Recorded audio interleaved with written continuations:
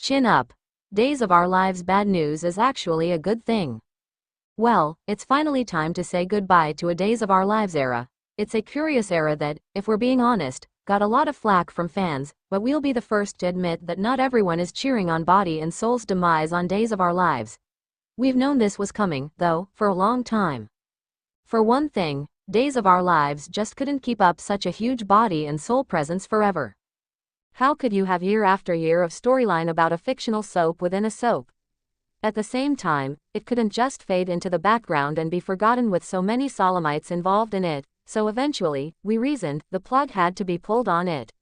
And indeed, we learned a little while back, Body and Soul was on the way out and Days of Our Lives was getting back to telling more character-driven, romantic stories.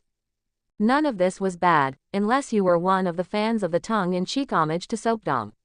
But now that it's happened, we get why some folks may be a bit nervous for Days of Our Lives itself, especially since One Life to Live ended with their own soap within a soap, Fraternity Row, getting cancelled along with ABC's beloved Sudser.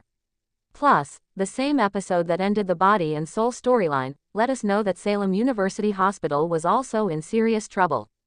Look, a lot of the show happens at the hospital.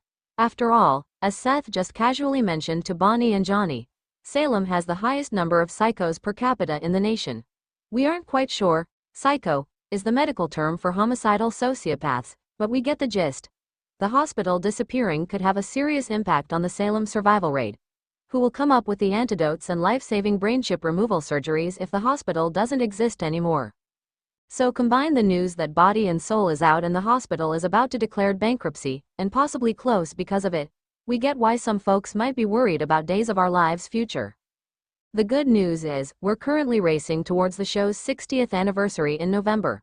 On top of that, new headwriters are set to take over at the end of April, and, just this past fall, the only streaming Sudser was renewed through its 61st season with Days of Our Lives consistently in Peacock's top 10 shows. So yes, in a way, Body and Soul has been a metaphor for Days of Our Lives in much the same way Fraternity Row was for One Life to Live.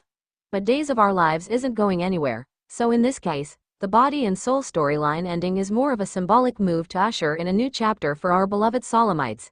And while we don't know where the hospital story is going, it seems pretty clear that it's going to thrust vets like Marlena and Kayla front and center once more.